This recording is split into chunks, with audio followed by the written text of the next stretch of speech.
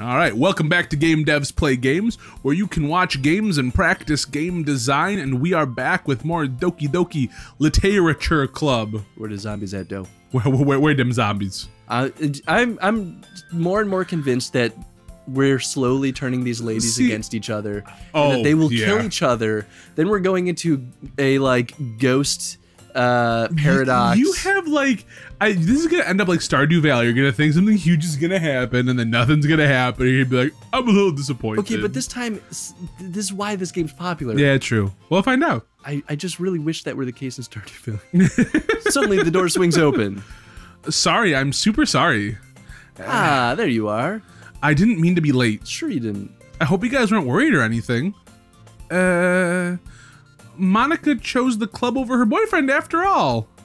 You're so strong-willed. But boyfriend? Simple.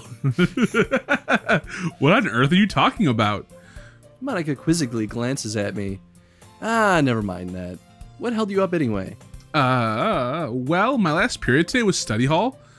To be honest, I kind of just lost track of time. That makes no sense, though. You would have heard the bell ring at least. I must not have heard it since I was practicing the piano. Piano? I wasn't aware you played music as well, Monica. I don't really. I'm just a prodigal child. I'm just the best at everything. I just kind of started recently. I've always wanted to learn piano. That's so cool! You should play something for us, Monica. That's, Monica looks at me. Maybe once I get a little better, I will. Yay! That sounds cool.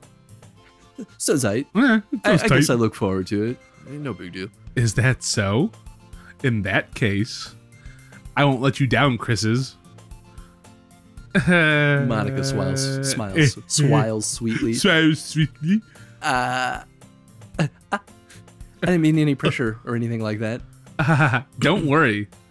I've been practicing a whole lot recently. And I'd really love the chance to share once I'm ready. I see. In that case, best of luck. Thanks. So I didn't miss anything, did I? Nah, not really. Just to leave Sayori's mischievous escapade. I'm sure Natsuki will end up complaining to her anyway. Yeah, that's about right. It looks like everyone has already settled down. Sayori somehow already finished her entire cookie. Yep. Yuri's back in her book, and Natsuki disappeared into the closet. All right. Natsuki's about that closet, man. Hey, Yuri. I suddenly noticed that Yuri's reading a different book from the one that we've been reading together. Sorry, I didn't mean to interrupt. No. I was kind of just waiting for you. Hot. Hot? If that's the case, why don't we go ahead and get started? Yes, let's. Actually, I have a request. Do you mind if I make some tea first? Not at all. Thanks very much. If there's one thing that can make my reading time here any better, it's a nice cup of tea. And not to mention for yourself as well. Yuri stands up and makes her way to the closet. I follow and watch as she retrieves a small pitcher from the shelf, the kind with a filter inside. Can you hold this for a second? Sure. Yuri hands me the pitcher of water and also fetches an electric kettle. I'm going to plug this at the teacher's desk, and then we'll go get some water. She walks past me and sets the kettle down on the teacher's desk. I simply watch her movements. To my surprise, the way she moves really contrasts her speaking mannerisms. Especially because of her long legs, Yuri appears elegant and methodical. Okay, may I have the water pitcher? Thanks, I'll be right back. I might as well walk with you. Yeah, why not? Shall we go then? Yeah. Where are you two off to? Sex. Yuri was gonna make some tea, so suddenly realized how weird it sounds to explain this to Monica. We're just filling the water pitcher. Sometimes okay. Word choices. I know, just terrible. Sorry, I was just a bit curious. And that's kind of a one-person job, isn't it? I would ask you. Monica, please mind your own business. Please back the fuck off. Or do you want me to tell? Or do you want to tell me there's something wrong with helping involve Chris's and club activities? Oh shit! Oh shit! My mouth gapes. I suppose there's nothing wrong with that. Then let's go, Chris. Yuri quickly exits the room and I follow. Damn, striking Dang. right where it hits the hardest. Once in the hallway, she suddenly puts her forehead against the wall. I spoke without thinking. How could I say something like that? Yuri, Something about the way she said that. It made me feel so irritated. dude, we totally are turning them against each other. Yeah. They're gonna kill each other, and then it's gonna turn into a scary game. Spooky scary. What's wrong with me? No, Yuri. I think you did the right thing. I wasn't expecting it, but it's also not right for Monica to judge people like that. Chris, how come when I do something bad, you're being nice to me? Because nothing that you do is as bad as you make it seem in your head. Nobody's perfect. Also, I'm infatuated with you. We have emotions. We can't always hide them anyway. But you always amplify things in your head. Your mind turns a light rain shower into a hurricane. Uh-huh. A poet. No. Wouldn't you hate me for something as terrible as that? Why would I hate you? I murdered somebody. I can't hate someone for having emotions. What kind of friend would do that? Friend, you say. Yuri lifts her head. Chris, I really like being friends with you. Thanks, Yuri. I like being friends with you too. Kind of feel awkward saying something like that, but I'm doing my best to help Yuri feel better. Anyway. Yeah. Shall we go? Yeah. Fill the ye old water pitcher. Yep. Yuri and I walk to the nearest water It's gonna fountain. take so long to fill up.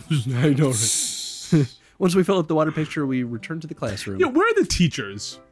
Where is the club teacher? Like, There are no teachers. We actually, this is just a hoax. Yeah, It's a front to steal our soul. Chris, do you like oolong tea? Oh, fuck yeah, I do. Anything is fine. Very well. Yuri sets the temperature on the kettle to 200 degrees. The geese. Now it's time to get the teapot. You really do this properly, don't you? Of course. I shouldn't do any less when making tea for others. Even if I'm not an expert on tea or anything? In that case, you'll only be even more impressed. Laugh. Perhaps I will. Yuri fetches the teapot and begins measuring the tea leaves. To my surprise, she even starts humming a little to herself. Duh, duh, duh. You must be in a good mood now. Buh, buh, buh. So I was letting it show. And you noticed I was doing a bit of thinking. And I decided that I would try expressing myself a little bit more. It turns out it's not very hard for me to do. When it's you who's around anyway. That's great, Yuri. Just don't push yourself too much. You're always worrying about me, Chris's. It's very endearing. Yuri wasn't kidding. I don't even know if I can keep up with this. Watch Yuri pour a cup of tea for each of us. Do. Chris's, I have another request. Do you mind if we sit on the floor today? Why's that? It's a little bit easier on my back. I can read with my back against the wall rather than bending over at my desk. Sorry, I didn't realize. No worries. I just have back pain fairly regularly, so I do my best to manage it. Is that so? I wonder why that is. It's mostly likely because my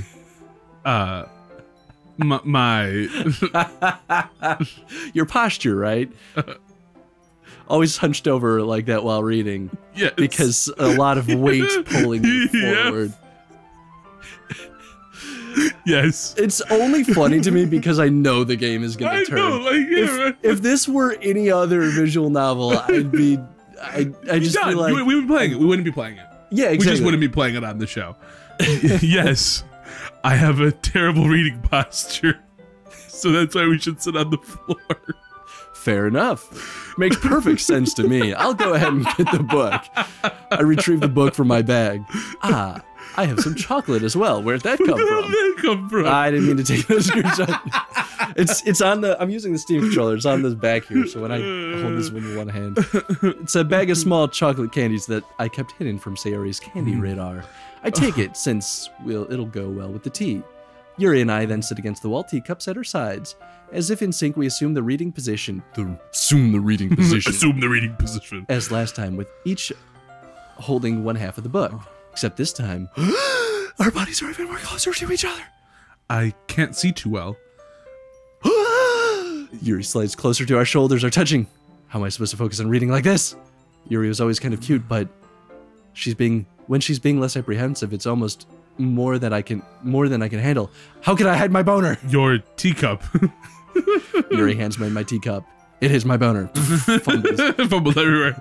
Holding it with my hand, it's not holding... Sorry. Holding it with my hand, that's not holding the book. I end up in a position that makes it even harder to focus. Because now I need to worry about making sure I don't accidentally touch her chest. Meanwhile, Yuri hasn't noticed a single thing. She wears her intense reading expression, and I can only presume the world around her has faded away. I use all of my willpower to focus on reading. After a few moments, I manage to relax a little. I put my teacup between my legs and fumble with the chocolate wrapper. Sorry. I briefly let go of the book to finish opening the wrapper. You can have as much as you want. That's okay. I won't take any. I cannot consume human food. Are you sure? Well, if I touch it, then it might get smudges on the pages. You're right. I didn't even think about that. I'm kind of dumb. My bad. No need to apologize. I'll hold the book, okay? Are you sure? Of course. Is he gonna feed her chocolate? Yuri opens the book with both hands. She holds it so I don't have any harder time reading. From it. But as a result, her left arm is practically resting on top of my leg. Well, in that case, Yuri is already totally focused on reading again. I take a chocolate candy and pop it into my mouth. Then I take another chocolate and I hold it up to Yuri. I called it. She doesn't even look away from the book. She simply parts her lips as if the situation was completely natural. But that means I can't stop here. I apprehensively place the chocolate in her mouth. Just like that, Yuri closes her lips over. Did it just like appear in her mouth?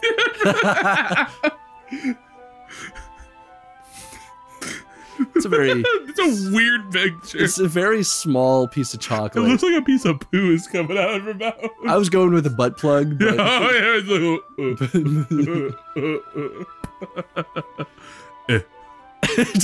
Yuri's expression suddenly breaks. Did I just... Yuri looks at me as if she needs to confirm what just happened.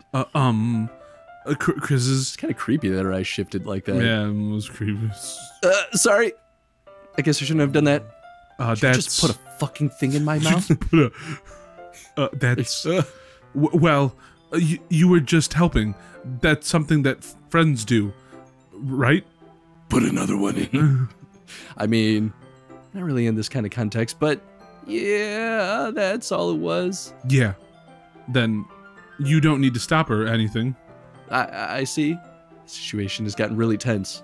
Yuri tries to return to the book, but I can tell just by her expression that even she can't focus now. My heart is pounding.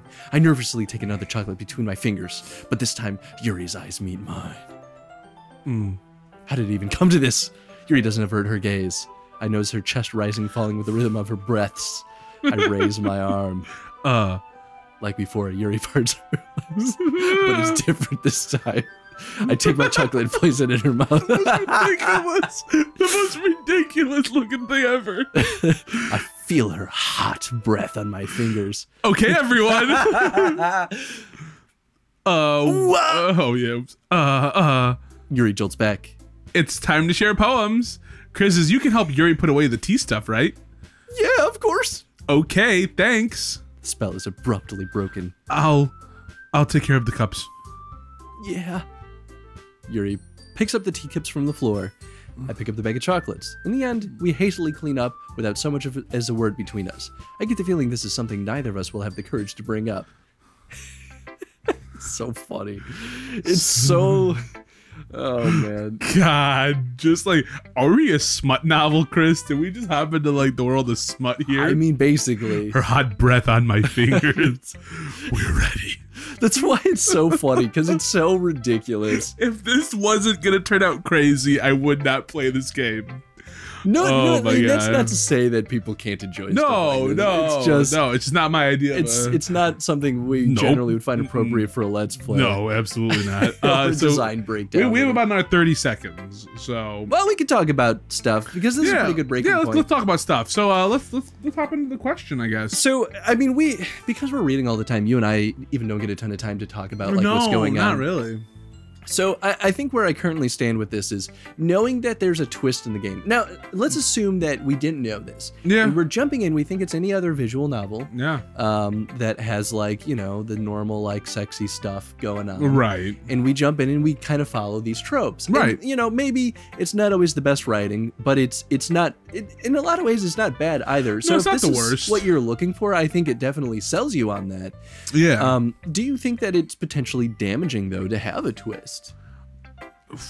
Imagine the first wave of players that jumped to this and played it. But if you look, unless they update that later, but like when you start Doki Doki even says there's going to be some intense themes and like it's not for the faint of heart and things like that. So they already set up the meta to be that like you're about to get into something. So I don't think it damaged it at all. I think really they're just... So to me, I take this all as a lot of tongue in cheek. I think the writers definitely like wanted to make this as stereotypical as possible or cliched as possible. And that's basically what I keep calling out, is that it's so cliche that it's funny. It's funny. It's funny. Yeah. It's really funny, and they're doing it on purpose. And I think it's very clever. Now, the one thing I will say is they absolutely can say they gave the player fair warning.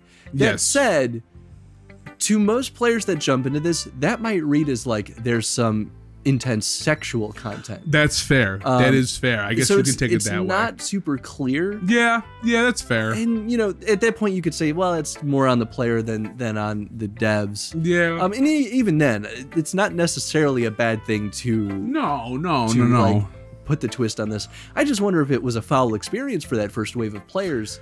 You know what? It'd be interesting, unless it's just crazy enough that it works. That's true. Yeah, we haven't seen any of the twists, so it could potentially just be more mind-blowing than anything else. Yeah, absolutely. Well, if you guys enjoyed this episode, hit that like button. And question of the day. Question of the day. I guess maybe, what are your thoughts on that, like that beginning of the game warning? Do you think that properly justifies or prepares the player for what will inevitably be the twist? Yeah, absolutely. If you guys enjoyed this episode, hit that like button, and we'll see you next time. Bye. On Doki Doki Literature Club. Literature Club. Literature Club.